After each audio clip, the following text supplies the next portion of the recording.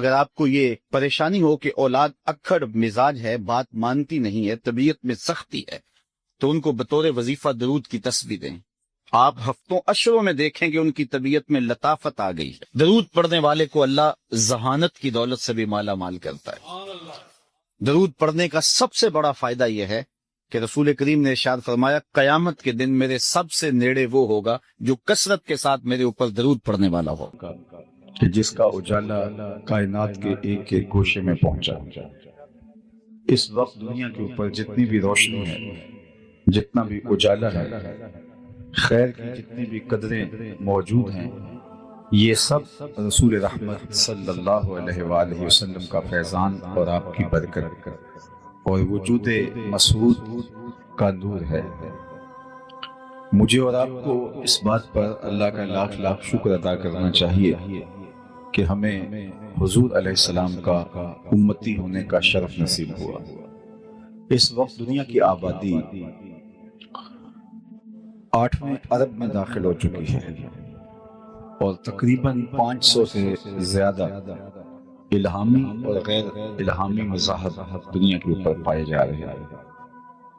800 ارب دنیا کی آبادی میں 8 ارب دنیا کی آبادی میں 500 مذاہب کا پایا جانا، لیکن میرا اور آپ کا مسلمانوں کے گھر میں پیدا ہونا، یہ نہ تو کسی اتفاق کا نتیجہ ہے، نہ ہم نے کوئی اس کے لیے کوئی ایسی نیکی تھی جو کام آئی، نہ ہم نے ٹوکن لیا تھا کہ ہمیں اس امت میں پیدا کیا گیا۔ یہ محض اللہ کا فضل ہے کہ اس نے ہمیں حضور کا غلام بنایا۔ جب ہم آغوش مادر میں آئے تو ہمارے والد صاحب مسجد سے مولانا کو بلا لائے۔ جب ہم ماں کی بولی بھی نہیں سمجھتے تھے، جب مادری زبان سے بھی آگاہ نہیں تھے، حرف و صوت کے مفہوم کو بھی نہیں جانتے تھے، تو مؤذن نے آ کر ہمارے کان میں اذان دی، گویا اس بات کی مبارکبادی تھی کہ مبارک ہو تو حضور کا غلام بن کے آیا ہے۔ شاہوں سے ملا ہے نہ تونگر سے ملا ہے، اللہ کا عرفان اسی در سے ملا ہے۔ اوروں کو ملا ہے تو مقدر سے ملا ہے، مجھ کو تو مقدر بھی تیرے در سے ملا ہے۔ میری خوش قسمتی میں تیرا امتی، یہ میرے بخت ہیں کہ میں حضور کا غلام ٹھہرا، آپ کے بخت ہیں کہ ہم حضور کے غلام ٹھہرے۔ تو جب اتنی بڑی نعمت غیر مترقبہ مجھے اور آپ کو میسر آئی اور اس کا ہم شکریہ ادا کرنے بیٹھیں تو ساری زندگی بھی حق شکر ادا نہیں ہو پائے گا، اس لیے کہ یہ ہماری کوششوں کا نتیجہ نہیں ہے، کسی عمل کا صلہ نہیں ہے اور کسی اتفاق اور حادثے کا سبب بھی نہیں ہے، یہ محض اس کی کرم نوازی ہے کہ اس نے ہمیں آقا کریم علیہ السلام کا غلام بنایا اور ایسے ماحول میں پیدا کیا جہاں ہماری مائیں ہمیں حضور کے پیار کی لوریاں دیتی تھی، ہمارا باپ ہمیں حضور کی محبت کے ترانے سناتا تھا، ہماری بہنیں ہمیں حضور کی محبت سکھاتی تھی۔ اسی ماحول میں ہم پروان چڑھے، تو اس پر ہم اس کا شکر بھی بجا لاتے ہیں، اور شکر کی بہترین صورت یہ ہے کہ ہم آقا کریم علیہ السلام کی اطاعت اور فرما برداری بجا لائیں۔ جس مقصد کو لے کر وہ مبعوث ہوئے، اس مقصد کی تکمیل کے لیے، اس مقصد کے فروغ کے لیے، اس مقصد کے لیے ہم اپنے آپ کو لگا دیں اور اپنی تمام تر صلاحیتیں اس کام میں صرف کر دیں کہ اسلام کا غلبہ ہو اور دین کا بول بالا ہو، نفاذ شریعت ہو اور اسلام کا پرچم پوری دنیا کے اوپر لہرا جائے۔ یہ طے شدہ حقیقت ہے کہ اسلام نے غالب آنا ہے، مغلوبیت کے لیے نہیں، غلبے کے لیے اسلام اللہ نے دین بھیجا ہے۔ والذی ارسل رسولہ بالہدی ودین الحق لیظہرہ علی الدین کلہ، اللہ نے اسلام کو، دین اسلام کو، رسول رحمت صلی اللہ علیہ وآلہ وسلم کو اس لیے مبعوث فرمایا کہ تمام ادیان پر دین اسلام کا غلبہ ہو، اور وہ انشاءاللہ ہوگا۔ مجھے اور آپ کو اپنے آپ سے سوال کرنا ہے، خود سے پوچھنا ہے کہ اس کام کے لیے، اس مقدس عمل کے لیے ہمارا ہوم ورک کیا ہے اور ہم نے اس کے لیے کیا کیا ہے؟ کیا اسلام کے غلبے کے لیے ہماری کوشش صرف ایک جلسہ ہے، ایک جلسے کی سماعت ہے، ایک جلوس نکال لینا ہے، جھنڈیاں لگا لینا ہے، چراغاں کر لینا ہے، مسلمانوں کے گھر میں پیدا ہو جانا ہے، مسلمانوں والا نام رکھ لینا ہے، یا اس کے لیے ہم نے کچھ اور بھی کر رکھا ہے؟ اگر کیا ہے تو بہت مبارک، اور اگر نہیں کیا تو آج کی مجلس میں ہمیں سوچنا ہوگا کہ اللہ نے اسلام کو تمام دینوں پر غالب کرنے کے لیے بھیجا ہے، اور رسول اللہ صلی اللہ علیہ وسلم تمام ادیان پر اس دین کو غالب کرنے کے لیے مبعوث ہوئے، اور یہ اللہ کا سچا وعدہ ہے، یہ پورا بھی ہو کے رہے گا۔ لیکن سوال یہ ہے کہ اس وعدے کی تکمیل میں ہمارا اپنا حصہ کتنا ہے؟ وہ میں آپ کا حساب نہیں کرتا، آپ میرا حساب نہ کریں، لیکن ہم اپنا حساب تو کر سکتے ہیں کہ ہم کہاں کھڑے ہیں، اسلام کے غلبے کے لیے ہمارا کردار کس قدر ہے، کتنا ہے، کس حد تک ہے، زبانی کلامی ہے یا عملی ہے، دیر پا ہے، مؤثر ہے، فعال ہے، یا ہمارا صرف ایک وقتی طور پہ کسی ایسے جلسے میں شامل ہو کے 2 لمحوں کے لیے تفکر کرنے میں ہے۔ باقی اللہ کے محبوب نے فرمایا وہ وقت آنے والا ہے جب اللہ اسلام کو غلبہ دے گا، اور ارشاد کیا کہ پتھر، اینٹ اور گارے کا بنا ہوا کوئی گھر، چمڑے اور اون کا بنا ہوا کوئی خیمہ ایسا نہیں بچے گا جس میں کلمۃ الاسلام داخل نہیں ہوگا۔ وہ وقت حضور نے فرمایا آنا ہے پوری دنیا میں، کوئی ایک خیمہ بھی ایسا نہیں ہوگا، چاہے وہ اون کا بنا ہو، چاہے وہ چمڑے کا، پتھر کا گھر بنا ہو یا مٹی گارے کا بنا ہو، اس گھر میں کلمۃ الاسلام ضرور داخل ہوگا۔ گویا اس کا ترجمہ سادے لفظوں میں یوں سمجھ لیں کہ شرق سے لے کر غرب تک، شمال سے لے کر جنوب تک، پوری کائنات میں ایک چھت بھی ایسا نہیں ہوگا جہاں میرے حضور کے نام کا جھنڈا نہیں ہوگا۔ تو وہ وقت بہر صورت آنا ہے، یہ صحیح حدیث ہے جو میں نے آپ کے سامنے رکھی ہے۔ لیکن آج دنیا کے اوپر غلبہ نصارہ کا ہے، آج دنیا کے اوپر غلبہ یہود کا ہے، اور آج ہمارے گھر میں گھس کر کے وہ ہمارے لوگوں کو مار دیتے ہیں اور ہم صرف مذمت کر پاتے ہیں۔ تو کیا ایسے ہی چلتا رہے گا؟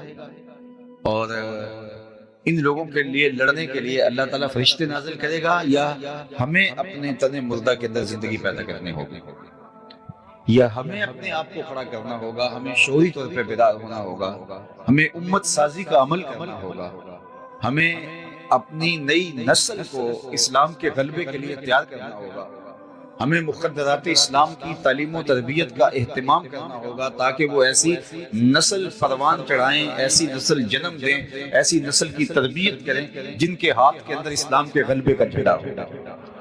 تو اس کے لیے ہمیں بھرپور کردار ادا کرنا ہوگا، اور اس کے لیے ہمارے پاس وہی نصاب ہے جو اللہ کے رسول ہمیں دے کے گئے ہیں۔ ہمیں 5 گانا سجدے اگر نصیب ہیں اور نمازوں میں خشوع و خضوع میسر ہے تو ہمیں اللہ کا شکر ادا کرنا چاہیے، لیکن اگر ہمیں 5 گانا سجدے بھی میسر نہیں ہیں تو ہمیں سوچنا چاہیے ہم کھڑے کہاں ہیں۔ صحابہ فرماتے ہیں ہم مومن اور کافر میں فرق نماز کو سمجھتے تھے، جو نماز پڑھتا تھا ہم سمجھتے تھے مسلمان ہے تبھی پڑھتا ہے، اور جو نہیں پڑھتا تھا تو ہم کہتے تھے یہ کافر ہے تبھی نہیں پڑھتا۔ مومن اور کافر کے درمیان فرق جو تھا فرماتے ہیں ہمارے ہاں صرف نماز کا تھا، نماز کی وجہ سے ہم پہچان لیتے تھے یہ مومن ہے یا کافر ہے۔ تو میں اور آپ آج دیکھیں کہ کیا مجھے اور آپ کو اللہ نے 5 گانا سجدوں کی توفیق سے مالا مال کیا ہے یا نہیں کیا؟ اگر ہم نے مالا مال کیا ہے تو پھر اگلا مرحلہ یہ ہے کہ نمازوں کے اندر خشوع، دل سوزی اور محبت، للہیت، اور اس کے اندر مکمل طور پہ خضوع ہمیں میسر ہے یا نہیں ہے، یا کہ ہم صرف وہ ایک رسم نماز ادا کر رہے ہیں، نماز کی حقیقت بھی ہمیں حاصل ہو پا رہی ہے یا نہیں پا رہی۔ اور اللہ نے مذمت کی ان نمازیوں کی جو نماز تو پڑھتے ہیں لیکن ان کی نماز سوائے دکھاوے کی ٹکروں کے اور کچھ نہیں ہوتا۔ فویل للمصلین الذین هم عن صلاتهم ساہون، سو خرابی ان نمازیوں کی، ان نمازیوں کے لیے جو اپنی نماز میں صرف دکھاوا کرتے ہیں، اور ان کی حالت یہ ہے کہ نماز کا جو لازمی نتیجہ ہے وہ انہیں حاصل نہیں ہو پاتا۔ نماز کیا کرتی ہے؟ بے حیائی سے روکتی ہے، نماز کیا کرتی ہے؟ فحشاء سے روکتی ہے، نماز کیا کرتی ہے؟ احساس پیدا کرتی ہے، نماز کیا پیدا کرتی ہے؟ نظم و ضبط زندگی میں پیدا کرتی ہے۔ نظام، آپ کو نماز ایک باوقار، حساس، صالح، پاکیزہ مسلمان بناتی ہے۔ یہ نماز کا صلہ ہے، یہ نماز کا ثمرہ ہے، یہ نماز کا نتیجہ ہے۔ اور اگر ہمیں نماز کے نتیجے میں پاکیزگی نہیں ملتی، عفت قلب و نگاہ نصیب نہیں ہوتی، ہمارے اندر احساس ذمہ داری نہیں آتا، ہمارے اندر نظم و ضبط پیدا نہیں ہوتا، تو پھر ہمیں رک کے سوچنا پڑے گا کہ نتیجہ تو 100% نماز کا یہی آنے کا ہے جو قرآن نے بتایا ہے، لیکن ہمارے اندر اگر پیدا نہیں ہو رہا تو کہیں کوئی سکم ہے، کوئی مسئلہ ہے۔ تو نئے سرے سے اپنی نمازوں کا ہمیں جائزہ لینا ہوگا، اور 5 گانا سجدوں کے ذریعے سے ہمیں ایک صالح، پاکیزہ اور ایک حساس مسلمان کی صورت کے اندر اپنے آپ کو آگے لے کر بڑھنا ہوگا، اور پھر اس نظم کے اندر لوگوں کو شامل کر کے ایک صالح معاشرت کی تشکیل دینے کی ہمیں کوشش کرنی ہوگی۔ اس کے بعد مجھے اور آپ کو ہمارے مالک نے، ہمارے رب نے جن صالح اقدار کا اور جن اخلاقیات کا حامل دیکھنا چاہا ہے، ہم اپنے اندر اس کا جائزہ لیں۔ میں آپ کے سامنے ایک حدیث عرض کرنا چاہتا ہوں۔ اللہ کے محبوب ایک دن وضو فرمانے لگے، اور صحابہ وضو کے پانی کو زمین پر نہیں گرنے دینے۔ کائنات میں کوئی ایسا عاشق نہیں دیکھا ہوگا جیسے عاشق صحابہ ہیں۔ حافظ شیرازی نے اپنے محبوب سے کہا تھا کہ جیسا عاشق میں ہوں ایسا زمانے میں کوئی نہیں، اور پھر کہا اس لیے کہ تیرے جیسا سونا بھی تو کوئی نہیں۔ کیونکہ عشق کے اندر جو گرمی آتی ہے، عشق کے اندر جو حرارت آتی ہے، وہ حسن کی فراوانی سے آتی ہے۔ حسن جتنا زیادہ ہوگا، عشق میں توانائی، طاقت، زور بھی اتنا ہی۔ تو کائنات کے اندر اگر صحابہ جیسے کوئی عاشق زمانے نے نہیں دیکھے تو حضور جیسا کوئی سونا بھی تو نہیں۔ اللہ نے وہ حسن دیا، لکھاں آئے لوگ زمانے تے، محبوب خدا جیا کوئی نہیں، لکھاں سونے بن بھیجے نے، اودی خاکے پا جیا کوئی نہیں۔ وہ حسن دیا، وہ جمال دیا، قل قمر لیلۃ البدر لم ارى قبلہ ولا بعدہ مثلہ۔ اللہ اکبر۔ حضرت ابو ہریرہ رضی اللہ تعالیٰ عنہ فرماتے ہیں کیا پوچھتے ہو، 14ویں رات کا چمکتا ہوا چاند تھے میرے حضور۔ پھر کہا نہیں حضور جیسا نہ پہلے دیکھا نہ بعد میں دیکھا۔ اور حضرت احسان بن ثابت بولے دیکھتے کیسے، کسی ماں نے جنم دیا ہوتا تو دیکھتے۔ خدا نے سچائی پن چھڑیا جدے وچ محمد نو ٹالیا سی، حسینہ جمیلہ دا منہ موڑ دیتا، محمد بنا کے قلم توڑ دیتا۔ ایسا پیکر تراشا، ایسی صورت بنائی اپنے محبوب کی۔ تو حضور جیسا زمانے میں سونا کوئی نہیں، تو پھر حضور کے صحابہ جیسا عاشق بھی زمانے میں کوئی نہیں۔ چونکہ حسن فراواں ہے تو پھر عشق بھی فراواں ہے۔ تو وہ حضور کے ادب کی جو رعایت کرتے تھے وہ بھی مثالی ہے۔ حضور کے وضو کے پانی کو زمین پر نہیں گرنے دیتے، وہ کسی کے ہاتھوں پہ آتا ہے وہ اپنے چہرے پہ مل جائے، اور جسے وہ پانی میسر نہیں آتا وہ کسی کے گیلے ہاتھوں سے ہاتھ رگڑ کے اپنے چہرے پہ مل لیتا ہے۔ جنہ اکھیاں دل پر ڈٹھا وہ اکھیاں ہی تک لیاں، تو ملیوں تا ساجن ملیا ہن آساں ہی لگ رہی۔ بلکہ ایک دن حضور نے پچنے لگوائے تو ایک لگن میں خون جمع ہو گیا، تو آقا کریم نے ایک صحابی سے کہا اس کو لے جاؤ اور ایسی جگہ اس کو بہا دو، ٹھکانے لگا دو جہاں کسی کے قدم نہ پہنچے۔ وہ گئے اور ایک پتھر کی اوٹ میں بیٹھ کے نوش جان کر لیا۔ واپس آئے تو حضور نے فرمایا ٹھکانے لگا آئے ہو؟ جی حضور، ایسی جگہ پہ جہاں کسی کے قدم نہیں پہنچ سکتے۔ تو حضور مسکرائے اور فرمایا لعلک شربت، شاید تم نے پی لیا ہے۔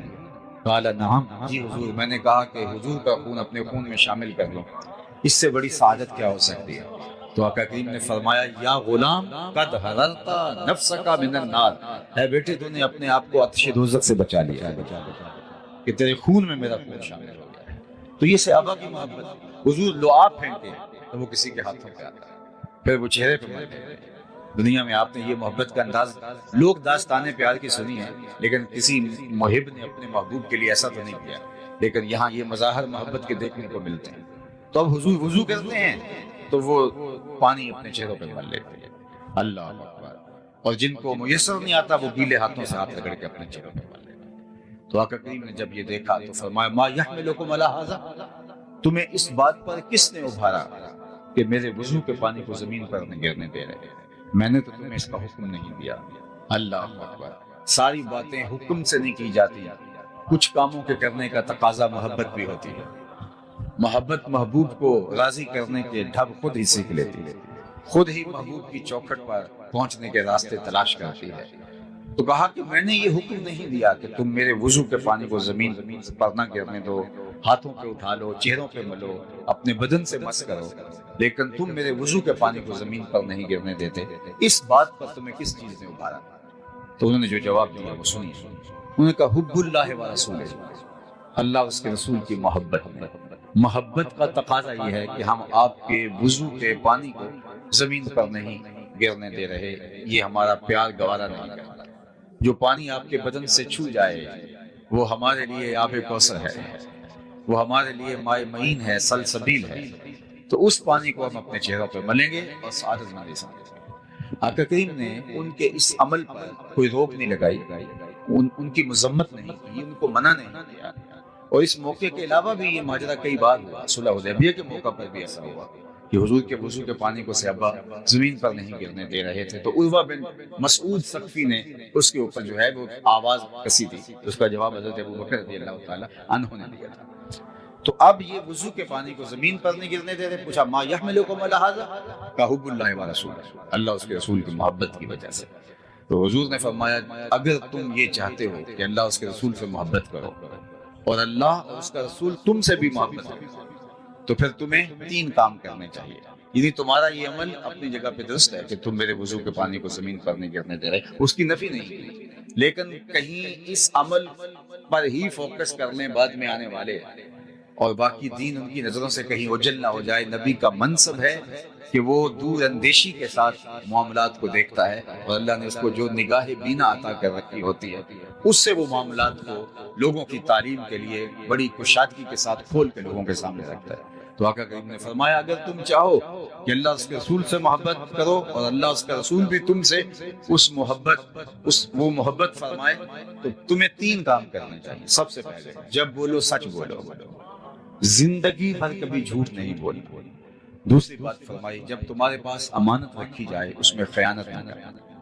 اور تیسری بات فرمائی کہ جب کوئی تمہاری ہمسائیگی میں آ بسے تو حق مجاورت ادا کرنا، ہمسائیگی کا حق ادا کرنا، ہمسائے کا خیال رکھنا۔ تمہارا یہ عمل مبارک ہے، لیکن یہ تین عمل تم سے زندگی بھر چھوٹنے نہ پائے۔ جب بھی بولو سچ بولو، تو مسلمان تو سچ بولتا ہے، چونکہ ہمارے آقا و مولا کو کافر بھی صادق و امین کہتے تھے، تو ہم جھوٹ کیسے بول سکتے ہیں؟ جب ہمارے آقا و مولا کو دشمن بھی، جان کے دشمن بھی صادق و امین کہتے تھے، اور جس دن حضور کو معاذ اللہ شہید کرنے کے ارادے سے حضور کے گھر کا محاصرہ کافروں نے کیا ہوا تھا، اس دن بھی ان کی امانتیں حضور کے گھر میں پڑی تھی، اور ان کا یہ عمل کہ حضور کو معاذ اللہ شہید کرنے کے لیے درپے ہے، اور آقا کریم حضرت علی المرتضیٰ رضی اللہ تعالیٰ عنہ کو اپنے بستر پہ لٹاتے ہیں اور فرماتے ہیں کہ تم لیٹ جاؤ، صبح اٹھنا، ان کی امانتیں دے کے تم بھی مدینے چلے آنا۔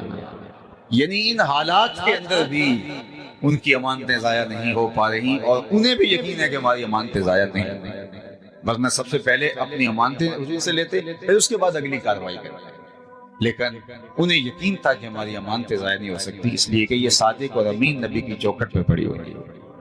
تو ہمارا دین ہمیں سچ بولنا سکھاتا ہے۔ عالی مرتبت سامعین، اللہ کے محبوب علیہ السلام سے پوچھا گیا کہ مومن بزدل ہو سکتا ہے؟ تو آقا کریم نے فرمایا نہیں، بہادر ہوتا ہے، مسلمان بہادر ہوتا ہے، لیکن ہو سکتا ہے کبھی وہ بزدلی بھی کر جائے، بشر ہی تو ہے، کوئی کمزور لمحہ زندگی میں آ ہی جاتا ہے۔ پھر پوچھا گیا کہ مومن بخیل ہو سکتا ہے؟ کہا نہیں، سخی ہوتا ہے، لیکن ہو سکتا ہے کبھی بخل بھی کری جائے، کبھی زندگی کے اندر ایسا مرحلہ بھی درپیش ہوتا ہے کہ سخی آدمی سے بھی کبھی ہاتھ دبا لیتا ہے۔ تیسرا سوال حضور سے کیا گیا، مومن جھوٹا ہو سکتا ہے؟ فرمایا جھوٹا نہیں ہو سکتا، یہ طے ہے کہ مومن ہو جھوٹا ہو یہ نہیں ہو سکتا۔ مجھے اور آپ کو اس آئینے میں اپنی شکل دیکھنی چاہیے۔ ہم سب دعویٰ تو یہ کرتے ہیں کہ ہم بہت اچھے مسلمان ہیں، ہمارے جیسا مسلمان کوئی ہے ہی نہیں، لیکن اس آئینے کے اندر اپنی ایک دفعہ مجھے اور آپ کو تصویر ضرور دیکھنی چاہیے۔ ہماری زندگی سچائی سے جڑی ہے یا جھوٹ اور مکر و فریب سے جڑی ہے؟ تو مومن جھوٹا نہیں ہوتا، مومن سچ کا عادی ہوتا ہے اور سچائی کے ساتھ جڑا ہوا ہے، اور سچ بولنے والا ایک مطمئن زندگی گزارتا ہے۔ جھوٹ بول کے آپ کسی کو دھوکہ دینے میں کامیاب بھی ہو جائیں اور اس سے جو مقصد حاصل کرنا چاہے وہ کر بھی لے، پھر بھی اطمینان قلب حاصل نہیں ہوگا۔ سچ بول کے آپ نقصان بھی اٹھا لیں، پھر بھی آپ کو طمانینت قلب بھی نصیب ہوگی۔ الصدق طمانینہ والکذب ریبہ، سچ طمانینت قلب کا سبب ہے، اور جھوٹ جو ہے وہ ایک بے چینی ہے، اضطراب ہے، انسان کی ٹینشن ختم نہیں ہوتی۔ جھوٹا آدمی کروڑوں میں کھیلتا ہو، ہر طرح کی آسودگیاں میسر ہوں، کاروبار بھی اچھا ہو، معاشرے کے اندر بھی اچھی پہچان ہو، لیکن اس کے اندر کی بے چینی، اضطراب ختم نہیں ہوتا۔ اور جو سچا آدمی ہوتا ہے، چاہے غریب ہو، معاشرے میں سے کوئی جانتا نہ ہو، اس کے پاس پھوٹی کوڑی بھی نہ ہو، لیکن اندر چین اور سکون اور قرار کی جو دولت ہوتی ہے وہ وہی جانتا ہے۔ تو اس لیے ہمارے دین نے ہمیں سچ بولنے کی تلقین فرمائی۔ اور یہ سنو، جو شخص جھوٹ بولتا ہے اس کے منہ سے ایک خاص قسم کی سمیل نکلتی ہے، بدبو نکلتی ہے، جو عام آدمی تو نہیں سونگھ پاتے، لیکن اللہ کے نورانی فرشتے جو ہمارے گھروں میں ہمارے حصے کی رحمتیں دینے آتے ہیں، اللہ نے ان کو بہت حساسیت عطا کر رکھی ہے۔ وہ بدبو کی وجہ سے حدیث پاک میں آتا ہے 1 میل پیچھے ہٹ جاتے ہیں۔ ہمارے حصے کی جو رحمت دینے آئے تھے، رحمت کا پارسل اٹھائے ہوئے ڈلیوری دینے آئے تھے ہمارے گھر میں رحمت کی، تو وہ بدبو کی وجہ سے، جو جھوٹ کی وجہ سے پھیلتا ہے، اس کی عفونت کی وجہ سے وہ 1 میل پیچھے ہٹ جاتا ہے۔ اب جس گھر میں باپ بھی جھوٹ بولے، ماں بھی جھوٹ بولے، بھائی بھی جھوٹ بولے، بیٹیاں بھی جھوٹ بولے، بہویں بھی جھوٹ بولے، صبح بھی جھوٹ، دوپہر کو بھی جھوٹ، رات کو بھی جھوٹ، تو اس گھر سے تو بدبو کے بھبوکے اٹھ رہے ہوں گے۔ تو فرشتے تو کئی میل دور پیچھے کھڑے ہیں، ان کی رحمت کا پارسل لیے ہوئے، ان کے حصے کا جو ان کے گھر دینا تھا، اور وہ باہر کھڑے ہیں، اور ہم جھوٹ پہ جھوٹ بولتے ہیں۔ عفونت اتنی پھیل گئی ہے کہ وہ فرشتے شہر سے باہر کھڑے ہیں اور اندر آ نہیں پا رہے ہمارے جھوٹ کی وجہ سے، اور ہمارے ہاں بے قراری ہے، بے سکونی ہے، جھوٹ کی نحوست ہے، سچائی ہے نہیں جس کی وجہ سے وہ رحمتیں وصول ہوں۔ تو ہم اس کو پہلے تو برداشت کرتے رہتے ہیں، پھر ہم کہتے ہیں کسی نے تعویذ ڈال دیے، کسی نے جادو کر دیا، کسی نے ٹونا کر دیا، کسی نے کچھ کر دیا، پھر بھاگتے ہیں عاملوں کے پاس۔ عامل صاحب تو بیٹھے اسی کام کے لیے ہیں۔ اگر وہ کہیں کہ میاں تمہارے گھر میں سچائی ہوگی، 5 وقت مصلی بچھے گا، رزق حلال کماؤ گے تو گھر میں برکت ہوگی، وہ تو یہ کہنے سے رہا، چونکہ اس کے پاس تو گاہک آیا تو وہ کہے گا تم ویلے پر آگے ہو، اگر نہ آتے تو یہ تعویذ چل جائے۔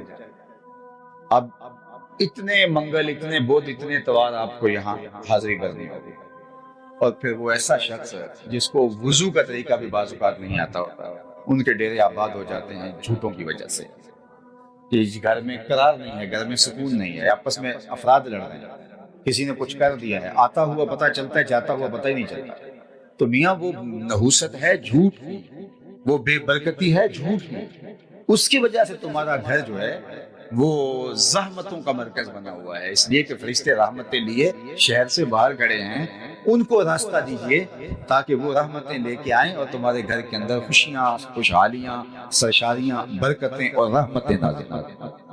تو جھوٹ کی وجہ سے ہمارا پورا معاشرہ ڈسٹرب ہو گیا، اور نیچے سے لے کر اوپر تک، درجہ چہارم کے ملازم سے لے کر کے 22ویں گریڈ کے آفیسر تک، ایک عام شہری سے لے کر کے آیان سلطنت تک، سب جھوٹ بول رہے ہیں، اور جھوٹ سے ہی کائنات کو چلانے کی کوشش کر رہے ہیں، اور دنستے چلے جاتے ہیں مصیبتوں میں، مشقتوں میں، بے چینیوں میں، اضطراب میں۔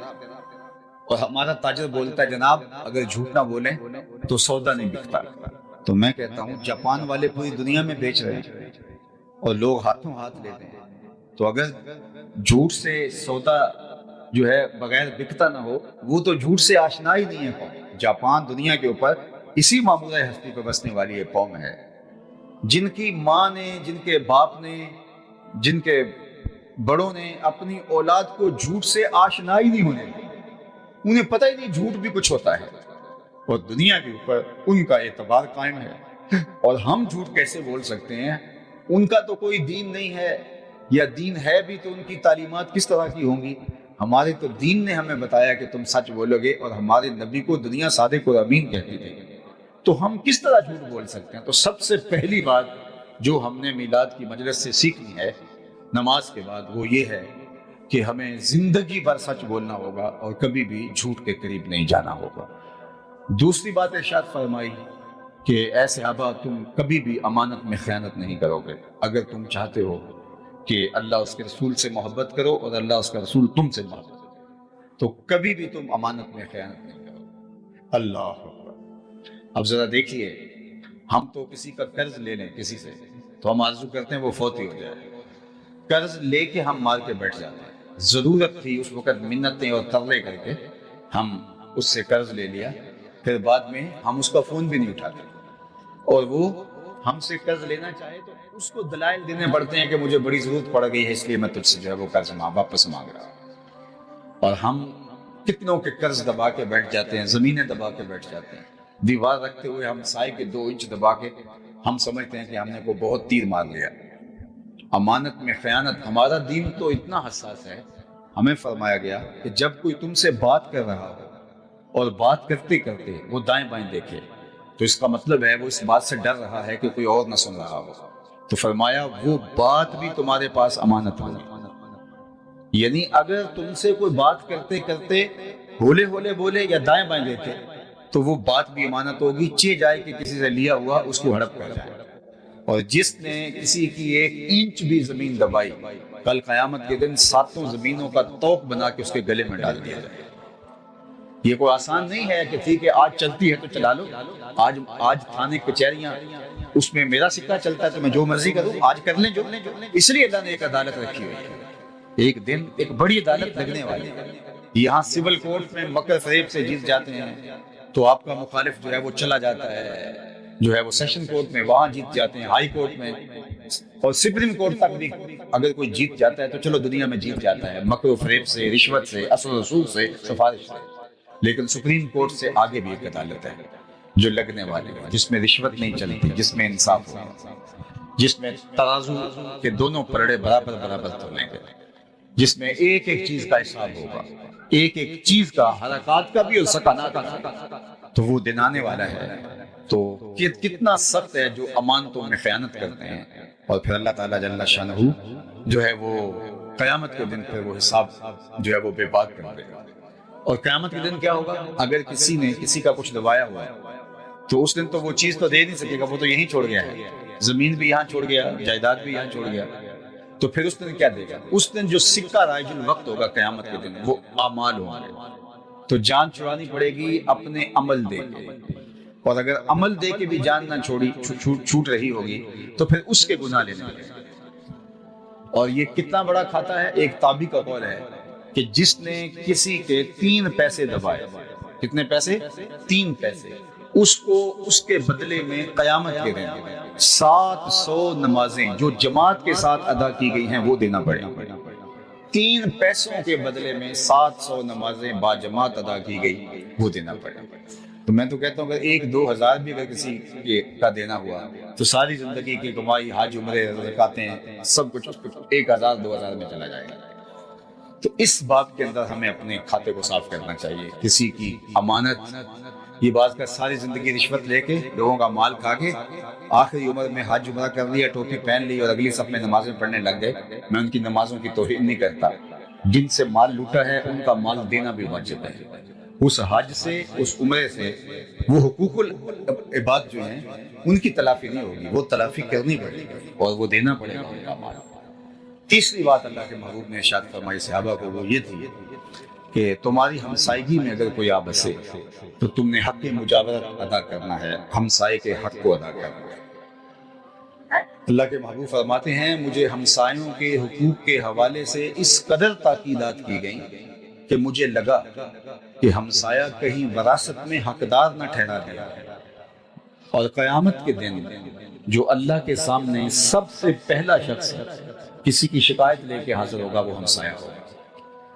سب سے پہلا شخص ہمسایہ ہوگا جو قیامت کے دن کہے گا کہ مالک اس نے مجھے تنگ کیا، اس نے مجھے اذیت پہنچائی۔ تو ہمسایہ ماں جایا ہوتا ہے، یعنی اس کی مثل اور اس کی ہمسائیگی کا حق، مجاورت کا حق ہمیں ادا کرنے کی تلقین کی گئی ہے۔ اور ہمسایہ صرف وہ نہیں ہوتا جس کی دیوار ہماری دیوار کے سامنے ہو، ساتھ لگتی ہو، یا جس کا دروازہ ہمارے دروازے کے سامنے ہو، 40 گھروں تک ہمسائیگی ہوتی ہے۔ اور اگر ہم صرف ہمسائیگی کا خیال رکھنا شروع کر دیں تو معاشرے کے دکھ مٹ سکتے ہیں۔ کسی بھی علاقے میں 40 گھر ایک دوسرے کے دکھ سکھ کے ساتھی ہو جائیں، ان کی بیٹیوں کو اپنی بیٹیاں سمجھ رہے ہیں، جب وہ جوان ہوں تو ان کی شادی اپنا ذمہ سمجھیں، ان کے بچوں کی تعلیم اپنی ذمہ سمجھیں، جو غریب ہیں امیر ذمہ داری لے لیں، غریب اور امیر یہ ہمسائیگی کے حق کو ادا کریں۔ صرف اس اسلام کے دیے ہوئے نظام مجاورت جو ہمسائیگی کا نظام ہے، اس کو اختیار کریں تو یہ معاشرہ جنت نظیر بن جاتا ہے، یہ معاشرہ جنت نظیر بن جاتا ہے، صالح معاشرہ بن جاتا ہے۔ لیکن ہم شاید دین کے مفہوم کو نہیں سمجھے، ہم نے چند عبادات کو، سجدوں کو، رکوع و قیام کو دین سمجھ لیا، لیکن وہ اس کو بھی کب سمجھا؟ ہمارے معاشرے کا 80% طبقہ تو نماز سے دور ہے، کوئی 20% لوگ نماز پڑھتے ہیں، باقی 80% تو نماز کے قریب بھی نہیں جاتے، تو ہم نے تو اس کو بھی چھوڑ دیا، نظام عبادت کو بھی چھوڑ دیا، اور نظام اخلاقیات جو ہے، حقوق العباد کا جو نظام ہے، جو 100% ہر ایک کے اوپر لازم اور واجب ہے، تو اس کو تو ہم بالکل ہی چھوڑ چکے ہیں، الا ماشاءاللہ جس کو اللہ نے توفیق عطا کی۔ تو حضور کے مبارک میلاد میں آنے والوں، آج یہ 3 باتیں بلکہ یہ 4 باتیں اپنے پلے باندھ کے لے جاؤ اور عمل کرنے کی کوشش کرو۔